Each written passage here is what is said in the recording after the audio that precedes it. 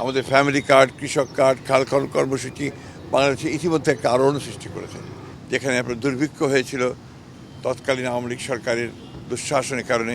সেই অবস্থা থেকে তিনি একটু উদ্বৃত্ত একটা অবস্থার মধ্যে নিয়ে এসেছিলেন দেশকে। বাংলাদেশের স্বাধীনতার ঘোষক, বহুদলীয় গণতন্ত্রের প্রবক্তা, পুনঃপ্রবর্তক, আধুনিক বাংলাদেশের রূপকার শহীদ প্রেসিডেন্ট জিয়াউর রহমান সাহেবের শাহাদাত বার্ষ। দীর্ঘকাল ফ্যাসিস্ট নির্যাতনের মধ্যে থেকে প্রায় 17 বছর আমরা এই দিনটিকে কখনোই সুষ্ঠুভাবে আমরা পালন করতে পারিনি। আমার এখনও মনে আছে, এখানে আমরা যখন একবার এসেছিলাম, পুলিশের গোলাগুলিতে আমাদের অনেক নেতা সেদিন এখানে আহত হয়েছিল। সেই অবস্থা থেকে আজকে আমরা একটা মুক্ত পরিবেশে এই দিনটি পালন করতে যাচ্ছি।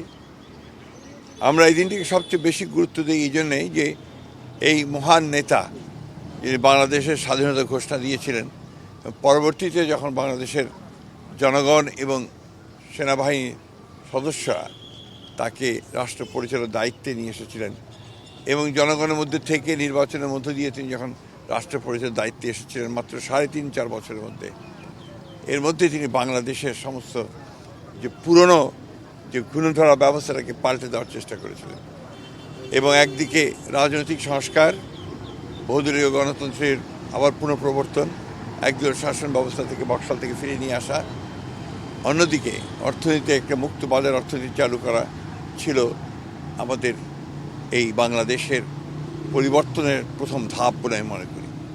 এবং সেই 3.5 বছরের মধ্যে তিনি একটা অভূতপূর্ব পরিবর্তন নিয়ে এসেছিলেন।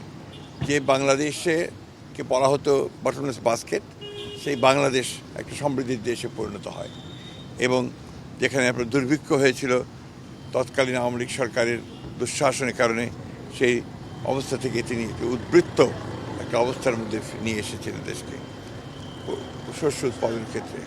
সত্যি কথা বলতে কি, এই বিষয়গুলো ছিল আমাদের দেশের জন্য, সমাজের জন্য একটা পরিবর্তনের সময় এবং সেই পরিবর্তনটা তিনি নেতৃত্ব দিয়েছিলেন, জনগণকে ঐক্যবদ্ধ করে নিজের মধ্যে সামনে নিয়ে এসেছিলেন।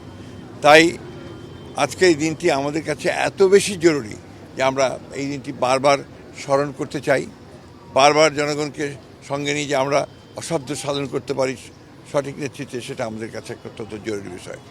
আজকে আবার তারই যোগ্য উত্তরাধিকারী তারেক রহমান, আমাদের প্রধানমন্ত্রী, তার নেতৃত্বে আমরা আবার সেই বিপ্লবী কর্মসূচিগুলো শুরু করেছি।